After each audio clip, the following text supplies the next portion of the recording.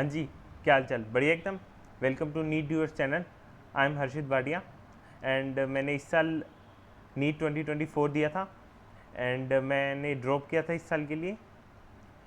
Last year मेरा score 579 था and this year I am expecting 670 and इस video में हम यही देखेंगे कैसे मैंने अपना स्कोर 570 से 670 किया, क्या मिस्टेक्स मैंने लास्ट ईयर की थी जो इस साल मैंने नहीं की, जिसके कारण मैं अपने ऑलमोस्ट 100 मार्क्स इंक्रीज़ कर पाया। हम फिज़िक्स के साथ स्टार्ट करते हैं। फिज़िक्स को पढ़ने के लिए 4 पॉइंट्स हमें याद रखने चाहिए। पहला पॉइंट क्या है? अंडरस्टैंडिंग। हमें सारे कंसेप्ट को क्लास में या जिस भी टीचर से आप पढ़ रहे हो उससे पहली बार जब आप चैप्टर पढ़ रहे हो ढंग से कंसेप्ट अंडरस्टैंड करने होंगे। तो ये पहला स्टेप होना चाहिए आपको किसी भी चैप्टर को तैयार करने के लिए फिज़िक्स में। सेकंड पॉइंट क्या देखना होगा आपको फिज़िक्स में कि आपको उस जो आपको पढ़ाया गया है उसको ढंग से आप याद करो। जैसे कि जो कंसेप्ट बताया, जो फॉर्मूला बताया, उसको ढंग से लर्न करना होगा आपको। हमें लगता है कि हमें समझ आ गया तो हमें लर्न हो गया, पर समझ आना और learning is a different point. हमें लर्न अलग से करना होगा। उसके बाद थर्ड पॉइंट है कि रिवीजन। अब लर्न करने के बाद भी आपको रिवीजन बहुत ज़रूरी है। रिवीजन कैसे करेंगे? फिजिक्स में हमें शॉर्ट नोट्स बना के रिवीजन करना होगा कि फॉर्मूला लिख लिए, इंपॉर्टेंट पॉइंट लिख लिए और उन पॉइंट को हमने हर बार हर रोज़ जैसे चैप्टर चल रहा है तो उन पॉइंट्स को पिछले वालों को रिवाइज रोज़ करते रहे, जो कि होंगे शॉर्ट नोट से। कंटिन्यूसली रिवाइज करते रहो करते रहो करते रहो। जैसे ही चैप्टर ख़त्म होए अब आपके पास कंसेप्ट सारे तैयार हैं, आपकी अंडरस्टैंडिंग तैयार है, आपने लर्न कर लिया और रिवाइज भी कर लिया। अब बचा क्या? Question practice. उससे पता चलेगा कि आपने कितना स्कोर किया, मतलब कितने चैप्टर आपका तैयार हो गया। और ये ऊपर के 3 पॉइंट करने से ही ना आपका 70% चैप्टर तैयार हो जाएगा। अब आपको क्या करना पड़ेगा? सिर्फ 30% क्वेश्चन प्रैक्टिस करनी पड़ेगी फॉर कॉन्फिडेंस। अब अगला सब्जेक्ट है केमिस्ट्री। अब केमिस्ट्री को करने के लिए भी 3 पॉइंट्स हैं केमिस्ट्री को करने के लिए। पहला पॉइंट अंडरस्टैंडिंग। सेम जैसे फिजिक्स की तरह आपने क्लासरूम कॉपी को ढंग से अंडरस्टैंड किया, जो सर ने क्लासरूम कॉपी में कंसेप्ट बताया, क्वेश्चन कराया, मैकेनिज्म कराई या इनऑर्गेनिक में जो इंपॉर्टेंट पॉइंट्स कराए उसको ढंग से समझ लिया और याद करना है थोड़ा थोड़ा। फिर सेकेंड पॉइंट जो केमिस्ट्री में डिफरेंट आता है वो है एनसीईआरटी। आपने केमिस्ट्री में एनसीईआरटी के क्वेश्चंस, एनसीईआरटी की रीडिंग चैप्टर के साथ साथ लगानी। बच्चे सोचते हैं, मैंने भी यही पहली बार यही मिस्टेक की 11th-12th में। मैंने एनसीईआरटी केमिस्ट्री की साथ साथ नहीं पढ़ी कि लास्ट में पढ़ लूँगा, बट लास्ट में चैप्टर वैसे समझ नहीं आता जो आप चैप्टर के साथ साथ समझ सकते हो टीचर से। जो पॉइंट नहीं आया, जो टॉपिक उस वक्त समझ नहीं आया, वो साथ के साथ टीचर से समझो और चैप्टर ख़त्म होने के बाद आपने अंडरस्टैंड कर लिया क्लासरूम से, एनसीईआरटी की रीडिंग ढंग से लगा ली।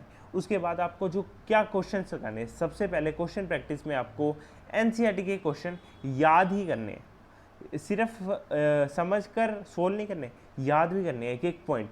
जैसे ऑर्गेनिक में जो जो पॉइंट, जो जो क्वेश्चन बैक एक्सरसाइज में दे रखे हैं वो डायरेक्ट कंसेप्ट, डायरेक्ट क्वेश्चन तक नीट में आ जाता है। तो केमिस्ट्री में एनसीईआरटी के जो क्वेश्चंस हैं, चाहे वो इंटेक्स क्वेश्चन हो चाहे वो बैक एक्सरसाइज, उसको एकदम याद कर लेना। और फिर थर्ड पॉइंट जो आपका मॉड्यूल है उससे कॉन्फिडेंस के लिए आपको केमिस्ट्री में भी क्वेश्चन प्रैक्टिस करनी है।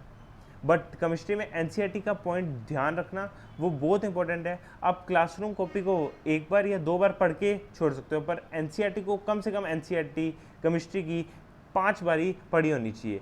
आपके पास अभी पूरा साल है और 5 बारी एनसीईआरटी आप आराम से पढ़ सकते हो। पहली बार आपको थोड़ी थोड़ी दिक्कत आएगी, पर अगर आप अपने टीचर्स की हेल्प लोगे तो एनसीईआरटी आराम से स्मूथली पढ़ी गई एक बार भी, तो आपका नीट 25 तो आराम से निकला पड़ा है। क्योंकि केमिस्ट्री का जो लास्ट 5 ईयर से पैटर्न चल रहा है ना, वो बायोलॉजी की तरह हो गया।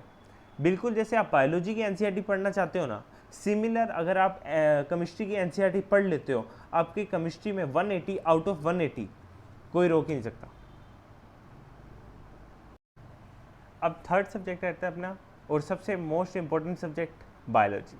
और इसके लिए आपको भी पता है, सबको पता है, एक ही चीज़, सारे अपनों को सिर्फ की सिर्फ एनसीईआरटी पे ही ध्यान देना। पर सारे कह तो देते हैं एनसीईआरटी पढ़ो, एनसीईआरटी पढ़ो, एनसीईआरटी पढ़ो, पर कैसे पढ़नी है ये कोई भी नहीं बता पाता। ये सिर्फ एक्सपीरियंस टीचर्स या कोई हमारे जैसे स्टूडेंट्स ही बता पाएंगे। तो अब एनसीईआरटी पढ़ने के लिए इतनी आसानी से एनसीईआरटी भी याद नहीं होती। डायरेक्ट एनसीईआरटी पढ़ोगे आप ना समझ पाओगे, और एनसीईआरटी आप लास्ट टाइम में कैसे रिवाइज करोगे, इसकी भी प्रॉब्लम आती है। तो इसके लिए आपको 2-3 चीज़ें देखनी होगी। पहली बात, उसमें भी अंडरस्टैंडिंग, क्लासरूम की अंडरस्टैंडिंग तो तीनों सब्जेक्ट के लिए मस्ट है। अगर आप क्लासरूम में अटेंटिव हो, अच्छी तरह अंडरस्टैंड कर रहे हो, तो आपको घर आके रिवीजन में, लर्निंग में और क्वेश्चन प्रैक्टिस में कभी भी मेरे सबसे प्रॉब्लम नहीं आएगी। अगर आपको प्रॉब्लम आ भी रही है तो आप अपने टीचर से पूछो, या मेरी वीडियोस भी देख सकते हो। जैसे मैंने इलेक्ट्रोस्टैटिक की रिवीजन की वीडियो डाल रखी है, उसमें एक एक पॉइंट जो मैंने समझा, मेरा एक्सपीरियंस हुआ 3 साल का 11th 12th एंड ड्रॉप, वो सारे एक्सपीरियंस सारे पॉइंट्स के हिसाब से मैंने वीडियो बना दी है। अब उस वीडियो से समझ सकते हो, और आगे फर्दर वीडियोस भी फिजिक्स की और बायोलॉजी की मैं निकालता रहूँगा। अब बायोलॉजी के एनसीईआरटी पढ़ने का स्पेशल ट्रिक क्या है? स्पेशल ट्रिक है, आपको एक अलग पेज लेना और एनसीईआरटी के पैराग्राफ पढ़ना। उस पैराग्राफ के जो जो इम्पोर्टेंट पॉइंट आप अपनी लैंग्वेज में लिख लो। 3-4 पॉइंट में हर एक पैराग्राफ खत्म हो जाता है, और 2-3 पेज में आपका पूरा चैप्टर हो जाएगा। उसके बाद उस पॉइंट में हाईलाइट कर लो, उसमें से भी सारे इंपॉर्टेंट पॉइंट निकाल लो। अब जब आप रिवीजन कर रहे हो, अगर आपके पास टाइम है तो आप पूरी एनसीईआरटी रिवाइज करोगे।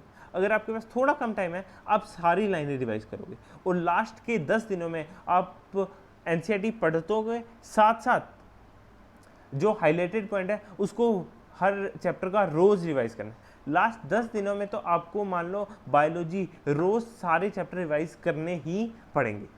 अब उसके लिए अगर आपने आज से प्रिपरेशन नहीं की, ये शॉर्ट नोट्स से बनाए चैप्टर के साथ साथ हाईलाइट नहीं किया, तो लास्ट में रिवीजन करना बहुत ज़्यादा टफ हो जाएगा। अब अपने थोड़ी फिजिक्स की ट्रिक्स की बात कर लें, जो मैंने यूज़ की थी, जिसके कारण मैं स्कोर कर पाया 170 आउट ऑफ 180 इन फिजिक्स। पहली ट्रिक है कि आपको थ्योरी पे ज़्यादा ध्यान देना। बहुत जगह लोग बोलते हैं, टीचर्स भी बहुत जगह कहते हैं कि हमें क्वेश्चन प्रैक्टिस जितनी ज़्यादा कर पाओ तभी फिजिक्स आएगी, पर मैंने ये एक्सपीरियंस किया कि अगर आपको थ्योरी नहीं आती ना, तो आप क्वेश्चन जितनी मर्जी प्रैक्टिस कर लो, थ्योरी बच्चा मतलब हम नहीं सीख सकते सिर्फ क्वेश्चन प्रैक्टिस से। हाँ, अगर आपको थ्योरी आती है पर लर्न थोड़ी कम है, तो आप याद ज़रूर कर सकते हो पर सीख नहीं सकते थ्योरी। तो उसके लिए आपको थ्योरी पहले ही ढंग से कहीं ना कहीं से अंडरस्टैंड करनी पड़ेगी। आपको अगर फॉर्मूला अप्लाई करना ही नहीं आएगा, जो आप क्लासरूम को नोटबुक के में जो क्वेश्चन कराए उससे सीख पाओगे, तो आप क्वेश्चन कभी सोल्व ही नहीं कर पाओगे। जिसको कूलम्ब्स लॉ पता ही नहीं कि फोर्स निकालने के लिए यूज़ करते हैं, वो कूलम्ब्स लॉ को कैसे यूज़ कर पाएगा? बस सिंपल सा पॉइंट है कि आपको थ्योरी पहले ढंग से पॉइंट करना है। इसलिए मैंने जो फिजिक्स की रिवीजन में चैप्टर तैयार करने के लिए 3 पॉइंट बोले कि पहले क्लासरूम अंडरस्टैंडिंग, उसके बाद लर्न करना है उसको ढंग से कि फोर्स का क्या फॉर्मूला होता है, फोर्स के फॉर्मूलों को कैसे हम चेंज करके अलग अलग फॉर्मूले में कन्वर्ट कर सकते हैं। उसके बाद उसको रिवीजन करना है। रिवीजन में हम उसको लर्न ही कर रहे हैं, पर अब हम ढंग से बस रट्टा मार रहे हैं कि ये फॉर्मूला इसके लिए, ये फॉर्मूला इसके लिए।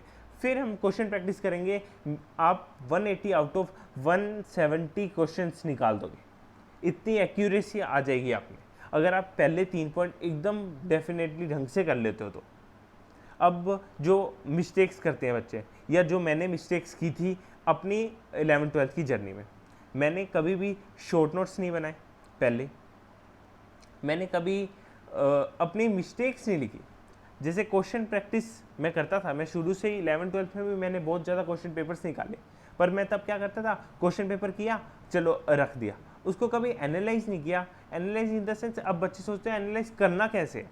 एनालाइज में हमें सिर्फ क्या करके रखना है, एक नोटबुक बनाना है और उसमें जो टॉपिक गलत है उसका नाम लिख के रख लेना है। जब अगली बार वो चैप्टर होगा ना, तो उस टॉपिक को हमें ढंग से पढ़ना है, ऐसे एनालाइज करना होता है। ये नहीं कि उस वक्त ही रट्टा मारने लगे, अब तो कोई बात नहीं, गलत हो गया, क्वेश्चन भी पेपर भी नहीं पलट गया, तो आपको अगली बार के लिए ध्यान रखना है कि हमने ये क्वेश्चन, जैसे कोई टॉपिक आपका गलत हुआ, फिजिक्स में आपने कूलम्ब्स लॉ ही मान लो गलत कर लिया, तो अब कूलम्ब्स लॉ का उस वक्त फॉर्मूला देखा और कॉपी में लिख दिया कॉलम्स लो और मैंने नल पॉइंट नहीं निकाल पाया, ये लिख दिया आपने।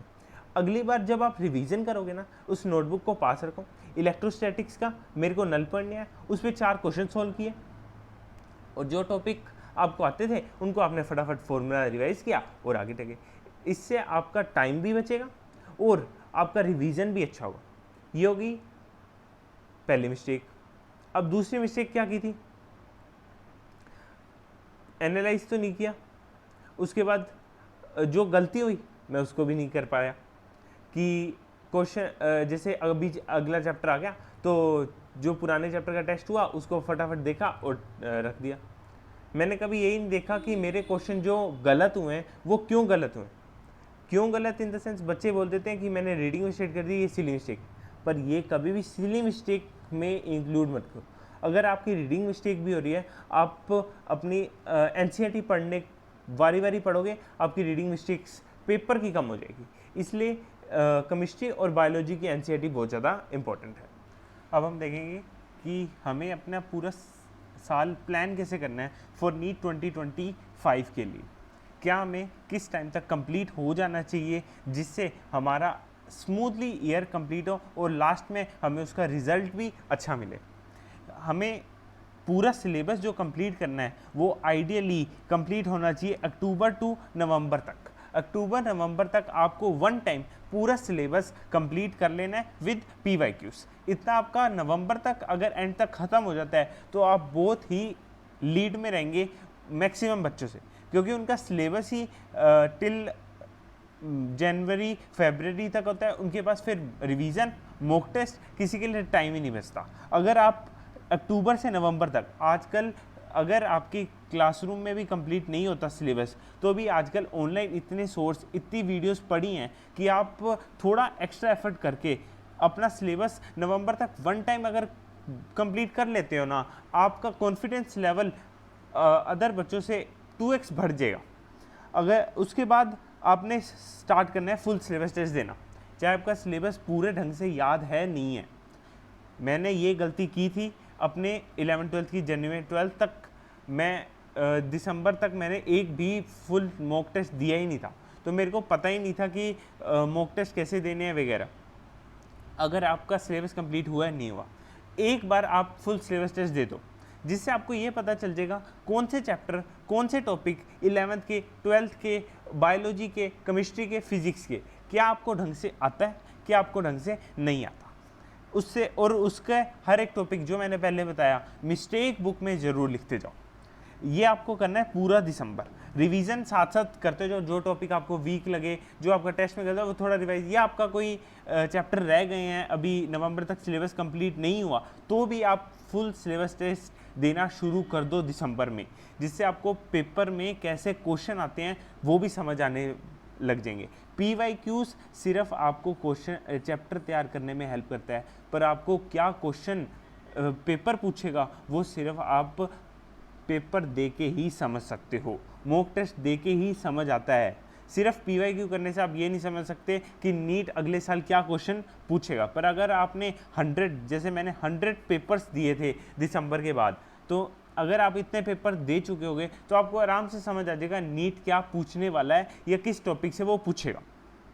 अब आपका दिसंबर में पूरा अगर रिवीजन हो गया और क्वेश्चन कर लिए, अब जनवरी में आपने क्या करना है, रिवीजन कंटिन्यू करना है। क्या रिवाइज करना है ये मेन है। जो आपने दिसंबर में गलतियाँ की, जो टॉपिक आपके गलत हुए वो सब आपको रिवाइज करना है, प्लस जो पहले आपने अक्टूबर तक नवंबर तक जो टॉपिक थोड़े बहुत छोड़ दिए थे, कुछ चैप्टर जो छूट गए होंगे वो दिसंबर में कुछ कंप्लीट हो गया होगा। अगर अभी भी कुछ बचे हैं वो जनवरी में आपको टिल जनवरी एंड तक जो गलतियां हैं उसको ढंग से टॉपिक कर लो, जो आपने चैप्टर छोड़े हैं उसको ढंग से कर लो, और जितने पेपर अभी तक दिए हैं सारे क्वेश्चन याद कर लो। याद इन द सेंस सारे टॉपिक आपको, जो भी टॉपिक पेपर में आ गया वो टॉपिक आपको आना चाहिए। इतना अगर आपने जनवरी तक कर दिया तो आप बहुत ही अच्छी लीड में होगे। और चाहे आपका नंबर टिल जनवरी 600 तक भी आ रहा है तो आप उसके बाद 3 मंथ इनफ हैं अपनी गलतियां और उसको 650 प्लस लेके जाने के लिए आराम से आप लेके जा सकते हैं। इससे क्या होगा, आपका जनवरी तक एक बार मॉक टेस्ट दे के आपको पता चल जाएगा क्वेश्चन क्या पूछता है नीट। दूसरा, मेरे को क्या क्या टॉपिक आते हैं पता होगा, मेरे क्या क्या टॉपिक वीक है पता होगा। तो अब आपको क्या करना है, पहले वीक टॉपिक रिवाइज करना है, ढंग से तैयार करना है पूरे जनवरी तक, एंड तक। फरवरी से आप अब तैयार हो सब कुछ का, और उसके बाद अब आप मॉक टेस्ट टिल एंड तक देते जाओ, प्लस रिवीजन करते जाओ। अब रिवीजन कैसे करना है पूछेंगे, रिवीजन आपको करना है शॉर्ट नोट से प्लस क्लासरूम। अब रिवीजन की क्या स्ट्रेटेजी बनाओ, हर 15 दिन में डिवाइड कर लो पूरे मंथ को, 15 दिन में आपको 1 टाइम रिवाइज करना है पूरा सिलेबस, कुछ भी हो गए, प्लस मॉक टेस्ट रोज़ देना है। और हो अगर ऐसे हो कि आज आपका रिवीजन करने का मन नहीं किया तो आपने 2 मॉक टेस्ट दे दिए। पहली बार आपने 15 दिन में पूरा सिलेबस रिवाइज करना है। फिर आपका अगला टारगेट क्या होना चाहिए कि मैं 9 डेज में पूरा सिलेबस तैयार करूँगा। नेक्स्ट टारगेट 7 डेज़ का होना चाहिए, नेक्स्ट टारगेट 3 डेज़ का, लास्ट टारगेट आपका होना चाहिए 1 डे का। लास्ट टिल एंड तक आपको 15 के 2 सेट लगाने होंगे, फिर 9 के 2 सेट लगाने होंगे, फिर आपको 5-5 के सेट लगा लो, फिर 1 का सेट लगा लो। मतलब लास्ट मंथ में 15 दिन तो आपको ऐसा होना चाहिए कि मैं रोज़ पूरा सिलेबस रिवाइज कर पा रहा हूँ। और वो 1 डे वाला रिवीजन बताऊँ कैसे होगा, पूरे नोट से कभी भी नहीं होगा। आपको शॉर्ट नोट्स को भी रिवाइज इतनी बार हो जाना चाहिए कि आपको शॉर्ट नोट्स भी बस देखने पड़ रहे हो, आपको याद ना करना हो। तो फिजिक्स के शॉर्ट नोट मस्ट बनाने ही बनाने हैं, उसके बिना तो आपको रिवाइज भी नहीं करना। सेकेंड है केमिस्ट्री के आप कैसे बनाएं। केमिस्ट्री में जो ऑर्गेनिक है उसमें सारे फॉर्मूलेज लिख लो, सारी इक्वेशंस लिख लो। अब बची इनऑर्गेनिक की मैंने तो यूज़ की थी, आकाश का एक मॉड्यूल आता है एनसीईआरटी मैप, मैंने पूरी एनसीईआरटी उसमें ही कॉपी कर दी थी। अगर आपको एनसीईआरटी मैप की पीडीएफ चाहिए आप प्रिंट करा लेना, और मैं मेरी एनसीईआरटी मैप की जो मैंने इनऑर्गेनिक बनाई थी उसकी भी पीडीएफ टेलीग्राम चैनल पे अपलोड कर दूंगा, उसका लिंक डिस्क्रिप्शन में मिल जाएगा कि आप उसको देख के समझ सकते हो। अगर आपसे वो यूज़ हो तो आप उसको भी यूज़ कर सकते हो, इससे आपकी इनऑर्गेनिक आराम से रिवाइज हो जाएगी 2-4 घंटे में। और लास्ट क्या होना चाहिए, फिजिकल के फिजिक्स की तरह नोट्स बना लो, शॉर्ट नोट्स, फॉर्मूला नोट्स जिसको कहेंगे। अब लास्ट आ गया आपने बायोलॉजी को कैसे रिवाइज करें। अगर आपने जो मैंने पहले बताया बायोलॉजी के लिए हर एक चैप्टर का 2-3 पेजों वाले नोट्स बना लिए और उसमें भी मार्किंग कर ली, तो आप आराम से 5 घंटों में पूरी बायो रट दोगे, पूरी बायो। और अगर ये प्लान आपका पूरा साल चल गया, पर एक दिक्कत है, कभी भी प्लान आइडियल अपने बना लेते हैं, फॉलो नहीं होता, तो उसमें आपको थोड़ा एक्स्ट्रा टाइम, थोड़ा एक्स्ट्रा एफर्ट दिन में देना ही पड़ेगा। आपका दिन का टारगेट अगर कंप्लीट नहीं हो रहा तो आपको अगले दिन उस पिछले वही काम करना पड़ेगा, आगे वाला भी काम करना पड़ेगा।